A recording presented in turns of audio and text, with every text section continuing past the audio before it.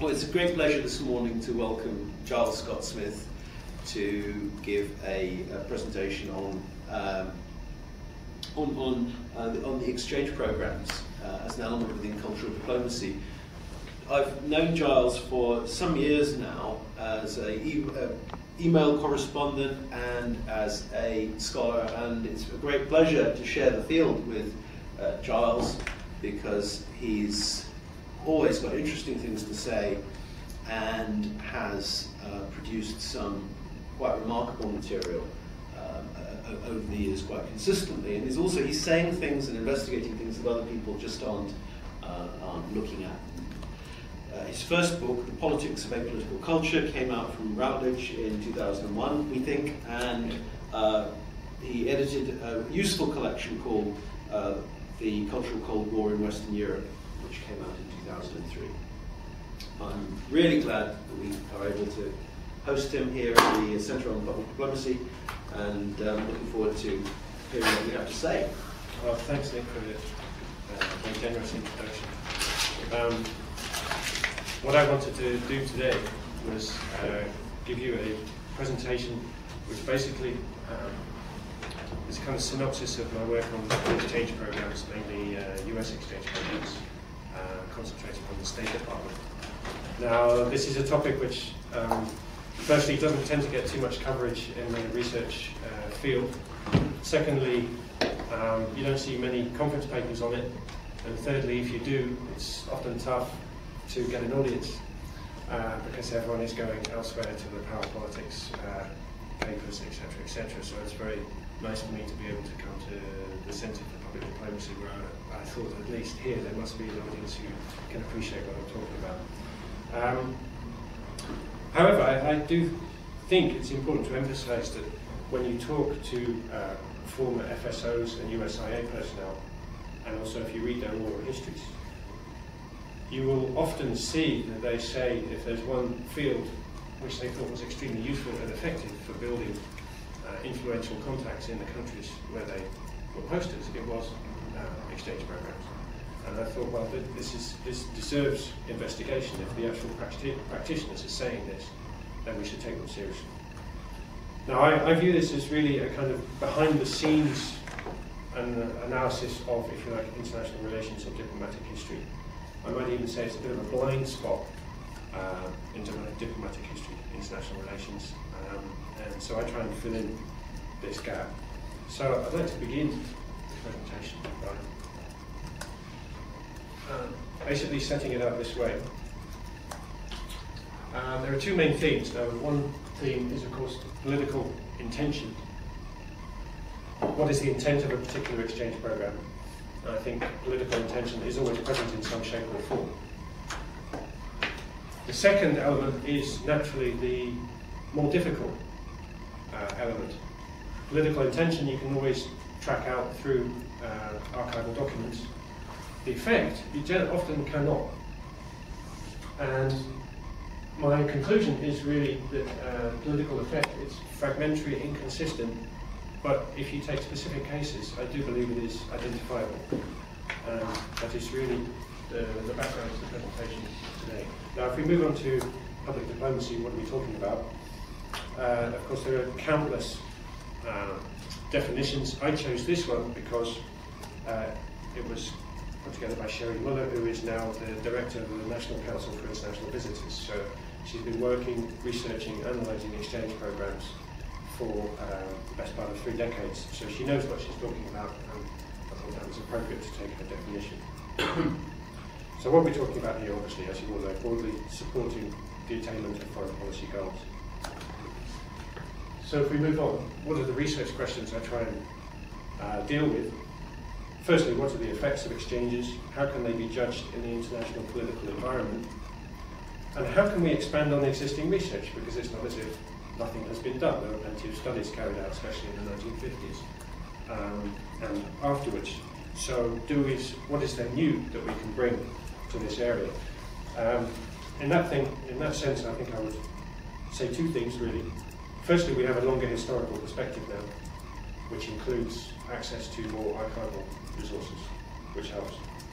Secondly, I think we can be more specific in our case studies to illustrate what's going on in specific cases. So avoid general conclusions, but look at specific cases and see what you can pull from them.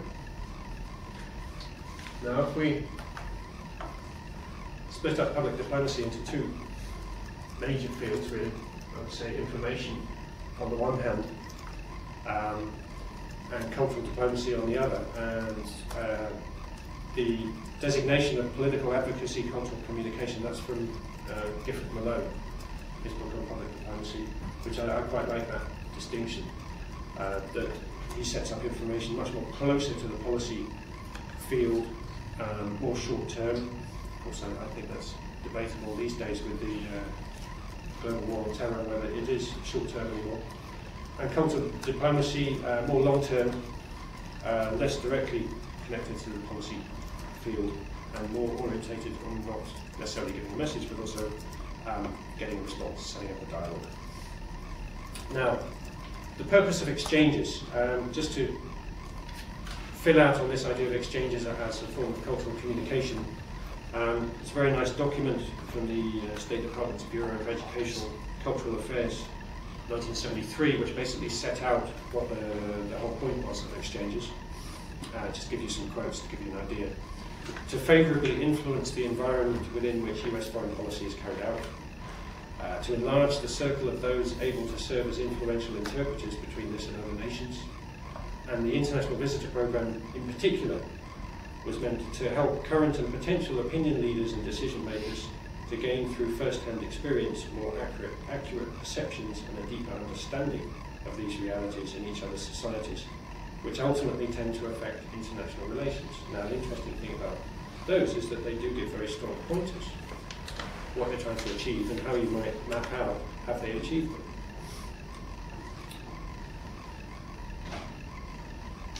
What are we talking about here? Let's get some numbers. Firstly, between 1950 and 1998, the International Visitor Programme alone involved about 100,000 participants, both foreigners come to the US and far fewer in number United States citizens going abroad. That doesn't include Fulbright, Department of Defense programs, aid programs, that's purely IDP. 1984, just to pick a year out, admittedly a peak year, but in 1984 you had 90,000 participants in US government-sponsored exchange programs.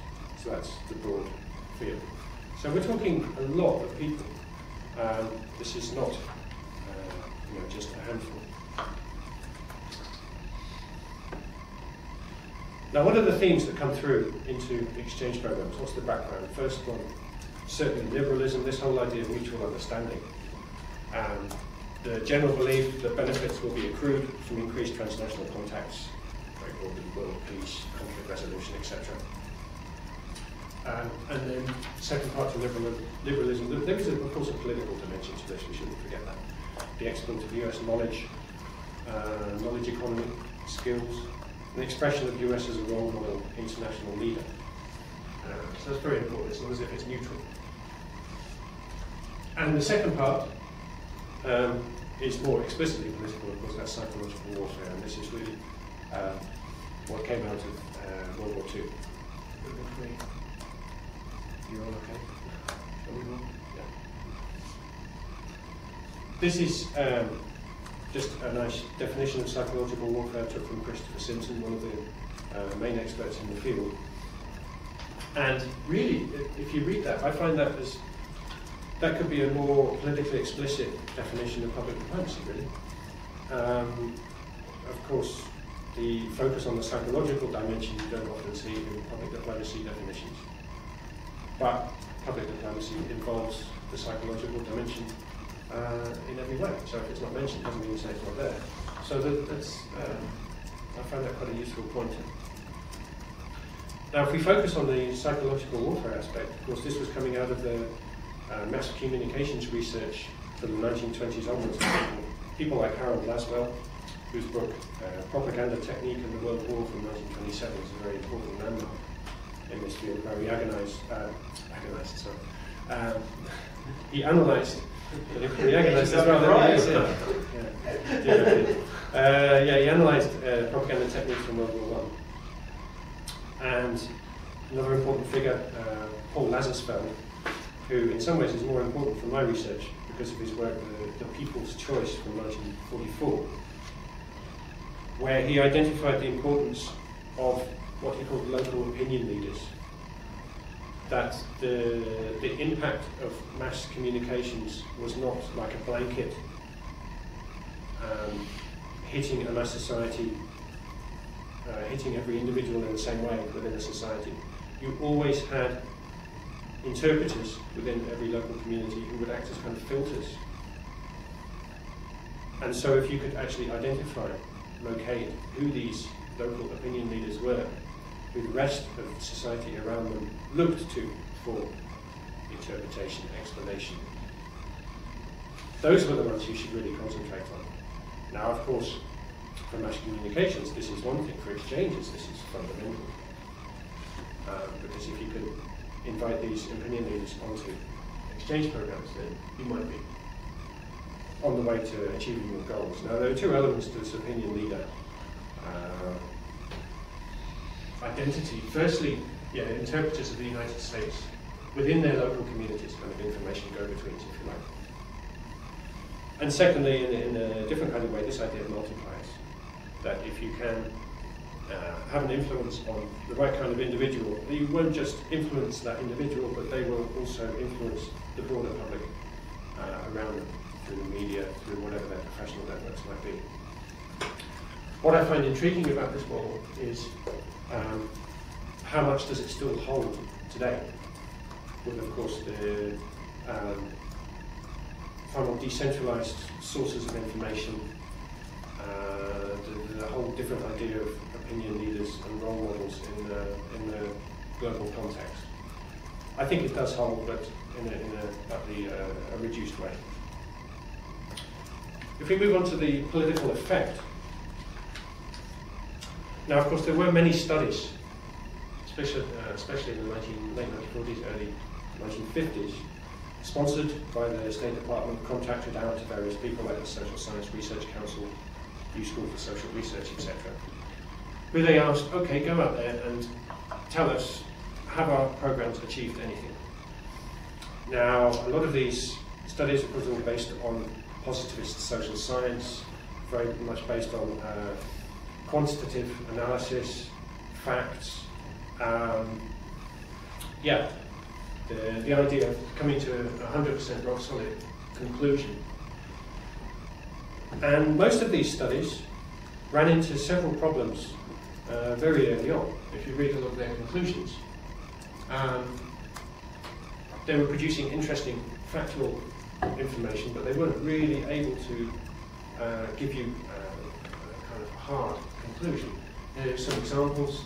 This is a quote taken from one study. Evaluation implies measuring performance against a predetermined goal. Now, in exchanges, what's the predetermined goal? So how can you possibly measure success from a positivist perspective? Too many variables involved. How can you say that an exchange experience is the fundamental experience for an individual that led to a certain decision? It's extremely difficult.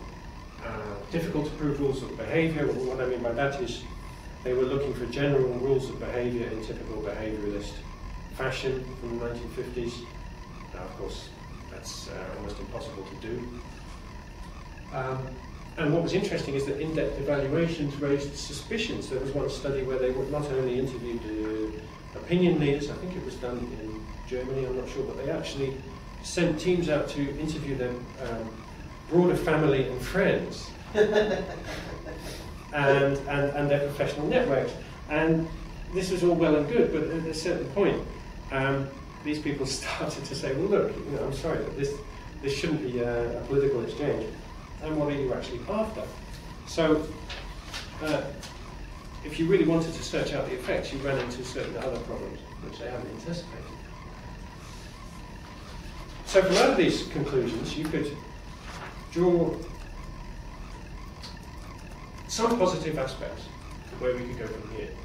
Firstly, that qualitative judgments remain valid, that even these hardcore positivists had to admit that there were limits to the effectiveness of their theories, that they had to allow space for value formation among individuals that just didn't fit within their nice, neat theoretical boxes. Secondly, all propaganda had to be avoided. That if you ran an exchange program and really had a hard sell, and you really expected someone who went on an exchange program would immediately be a supporter of US foreign policy afterwards, you're going to fail. Thirdly, it was most effective in strengthening existing perceptions and attitudes, not in changing them. Of course, this is also a very interesting conclusion. They were hoping, of course, based on the experience in post-war Germany, to transform people's attitudes and opinions. And what their conclusions were that they were coming up with was, well, basically you would just emphasize, strengthen what was already there.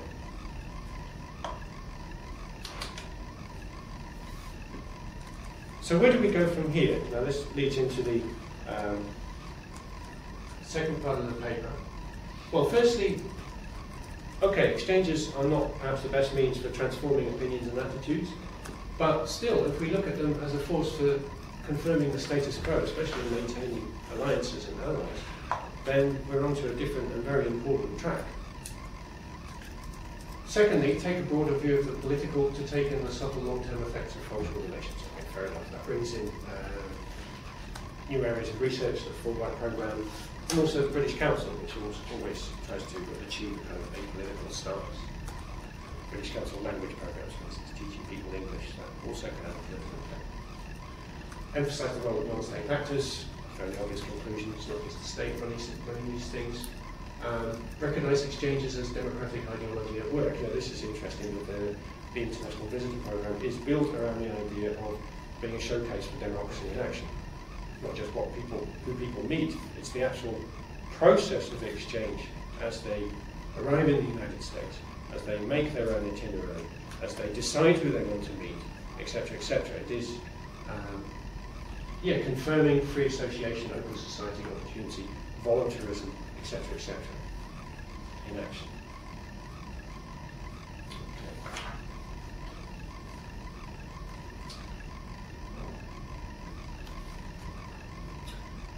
What tools exist for extending the analysis of exchanges? We've come to this point. I'd like to give 4 examples. And I should say at this point, my background is international relations. So I'm quite interested these days in how can we bring in international relations theories to assist our analysis of public diplomacy. Now the first one, favourite of course, Antonio Gramsci and hegemony. Basically this offers the basis for examining the role and influence of transnational political, economic and socio-intellectual elites in establishing ideological norms. And an important element of this is, of course, the transformation of sectional interests into a general interest that overcomes conflicting interpretations of the world. Now, this, I think, is a useful platform if you transpose analysis of exchange programs into this framework. You do get a kind of useful overarching perspective that you could use, but there are limitations here. It's a kind of blanket theory. You require extra differentiation between contexts. You can't assume that the same impact is happening in every single national context, local context, etc., professional context. And also it requires extra tools for analysing specific socialisation processes. In other words, how do people get brought in to this kind of hegemonic zone of agreement. So it's nice, but it's too boring. The second one is regime theory. This came out in the 1970s, really, based on liberal international relations theorists who were trying to analyse the greater level of interdependence between nation states, economically, culturally, politically, etc. Joseph Nye, one of the main people, Robert Keohane, Stephen Krasner, etc. Now, it's very important for examining the role of international institutions in affecting state behaviour, but there, again, it comes up against its own limitations. It doesn't challenge the notion of states as unitary actors. Now, if you're trying to analyse exchange programmes, the impact on individuals and how that might feed into the policy-making environment, if you're not prepared to have a kind of complex view of what the nation state is and how it operates policy-wise, then this theory isn't really going to help. Likewise, regime theorists assume that all states act as rational units in the national interest. So again, if you're looking at impacts on particular departments within the government, this is not going to help you again, it just shuts it out. So we've come a little further. I can add this. Again, going back to this 1973 State Department concept paper, which said one of the goal of exchanges was to stimulate institutional development in directions which favourably affect mutual comprehension. Now, if we read that through the lenses of regime theory, there are areas where you can analyse the impact of exchanges. One area I'm quite intrigued about is the building a community of scholars and institutions who promote an idea of international law. And if you could show how these institutions were built up, how the ideas spread around the world, I think you could come to some interesting conclusions. I did a study, for instance, on the Hague Academy of International Law, which was seriously funded by the Ford Foundation in the 60s to become a magnet for third world legal elites, one main participant being Boutros Ghali. And it's quite clear that throughout that, what was actually a small institute, a very influential elite in the field of international law did spread out around the globe, and of course kept in touch, built their own networks, etc. So there is something, but still, I think the main limitation is it has this too rigid understanding of the nation state regime theory. So that's really its main blocking point. Epistemic communities. Now, this is getting into very interesting territory. There we have a definition from Peter Haas. He's the one who really introduced this. Networks of professionals with recognised expertise and competence in a particular domain, and an authority to claim to policy relevant knowledge within that domain or issue area. Now, what this gives us is a much more complex idea of how policy is made, who's involved, and who is involved also outside of the immediate governmental bodies, but through their knowledge can still have an impact on policy making. Now, if you could locate, identify particular groups, and then see how ideas might transfer because of their experiences in other countries through exchanges or whatever, then you might have a very useful basis for a good, coherent, concrete political case study. And that's why I say here, value for analysis, where it's extremely useful for conceptualizing why exchange programs target particular individuals. Not just because they're individuals, but because they're part of a very specific policy-making professional elite. But still, it requires translation into international political context. We're almost there, but not quite. And that leads me to the final example I wanted to use, and this is this idea of transnational networks from Thomas Rhys-Kaplan, although I heard before December that he's divorced, and now he's just Thomas Risser. And he gave this idea of transnational networks, transnational as well as transgovernmental coalition building. And what he was interested in is how the role of knowledge-based or issue-based communities in achieving consensus, agreeing on the norms of behaviour among nation states, how particular sectional areas of bureaucracies will get together within international organisations or outside to agree the basis for an agreement which may be decided in some other forum, but they're getting outside of their nation-state identity, entering a particular policy-making realm, coming to agreements, and clearly contacts, personal contacts with each other, if they know each other already through this or that other forum, informally or formally, then of course the whole process is moved along much quicker. Now this is very interesting, because we're talking beyond the nation state here. Contacts between professionals can lead to transgovernmental coalitions that involve behaviour of bureaucratic actors which could be regarded as disloyal by their home governments. Now this is extremely interesting. Shared norms and values in policy making that question, narrow version of national interest.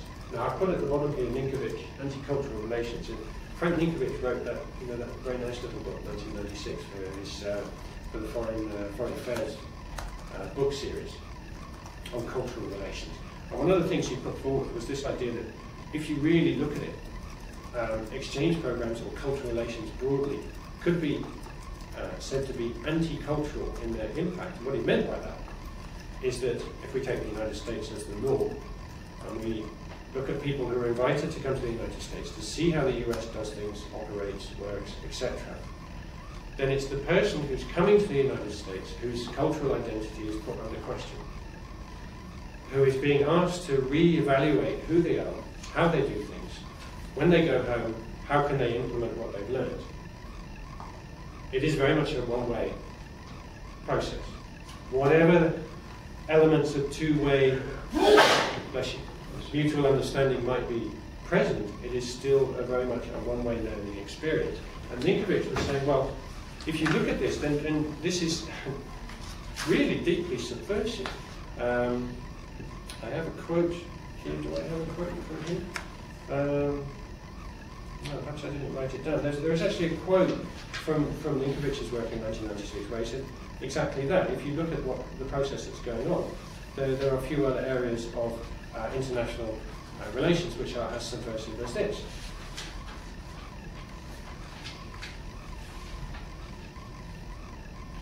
So if we look at its value for analysis, then we really have reached a very interesting point here, because it's actually bringing in political intent and the opportunity to analyse political effect. Exchange research can be inserted into this framework for a specific analysis of how increased contact can lead to the formation of informal networks of officials and a consequent establishment of transnational rules. Now, that might be putting the ambition high, but I think that it is offering us a very useful framework here. And I'd just like to offer 3 examples, 2 of which I worked out in depth already, the first 2. The importance of exchanges for linking up sectional bureaucratic elites within the EU and the US, initially through US exchange programs, but also through the 70s and 80s, through the EU initiating its own programs, realizing that they had to take a role in linking up with their bureaucratic counterparts in Washington, DC. And there is now a very dense network, so much so that you could almost say for certain parts of the EU, it is an accepted part of the training of the job to go and see what their US counterpart in Washington, DC is actually doing on that same issue. But it's actually built in. The second one is a very nice case study which I looked at, which was, of course, since Iraq, the whole extent of Tony Blair's Atlanticism, if not New Labour's Atlanticism, was coming into question, and there have been several books and analysis of saying, well, why is it that it has been so strong that Blair has stood by Bush, come what may. Now, my own very small contribution to this is by really looking at when were the first trips of these key New Labour figures to the United States and what facilitated them. And it's quite remarkable that certainly the early New Labour leadership, and now I'm thinking especially of Blair, Gordon Brown, Peter Mandelson, who in the early time was extremely important for information management of New Labour. They all went to the United States, and their first major trips there was through the International Visitor Programme in the mid to late 1980s. And this led me to do an in-depth case study of contacting the people who were in the US Embassy in London at that time, specifically the political officers who were responsible for liaising with the Labour Party, and saying, well, basically just asking them, what was the strategy here? Was there a deliberate attempt to link up with these, at that time, young politicians, in the hope that they would be able to transform the direction of the party? Because we shouldn't forget, in the 1980s, the British Labour Party was firstly a political mess, and secondly, dominated, or at least heavily influenced by strong left-wing, rather anti-US sentiment, So this is a transformation of major proportions. Now, yeah, you'll have to ask Nick on this because he reviewed the piece. But I think I would say it's not as if the International Visitor Programme was solely responsible, obviously, for the transformation of attitudes of some of these, well, not so much transformation, but development of attitudes of some of these people like Tony Blair, Gordon Brown. But it certainly contributed significantly to their awareness of the United States and their interest in what was going on in the US and their constant desire, especially on the part of Gordon Brown, to keep coming back and learning more and more. The closest I got to being able to ask Tony Blair this in person was asking his biographer, Anthony Selman, who wrote a very nice, fat, excellent biography of Tony Blair. And I put this question to him, and he, who had had many, many hours of contact with Tony Blair for his book, said unequivocal the impact of Blair's first trip to the US on the exchange program in 1986, absolutely unequivocal in its major impact on his views. And I thought, well, if Selden says that, then this is definitely worth taking seriously. And then the third example, which is something I've begun to look at but not yet fully worked out, is looking at the 1980s when the Dutch were very close to refusing the placement of cruise and Pershing missiles on their soil, and looking at the public diplomacy and specifically the exchange program, methods used by the US Embassy in The Hague to try and have an impact on Dutch elite epistemic community opinion in the defence policy making circles. I have made a start, and it's already possible, if you look at who was invited and when, to locate which epistemic communities they were particularly interested in, and also, of course, the fact of the Netherlands is that you're dealing with very, very small, close-knit epistemic communities in the defence policy making establishment. So it's very simple to actually track down who was involved, and they all knew each other, all went to the same university, so you can really build up a good case for that. So I hope to develop that in the coming year or so. Now, having built it up to this point, I'd like to basically finish with a quote I really like, which is from the 1950s positivist behavioralist studies of exchange programs, which basically says that, in wonderful language, that we should accept that there is a kind of something going on here, but in terms of positivist social science, we can't really say what, so we'll just say, yeah, there's a realisation of a limited potential.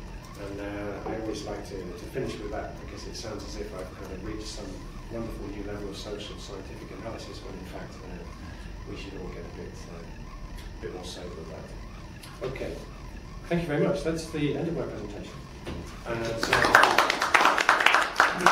happy to answer any questions. Eytan is going to kick off the response. Thank you very much for the presentation. I enjoyed it very much, partly because my own background is in international relations. Okay. I'm a theorist, and I'm looking at theory. Great.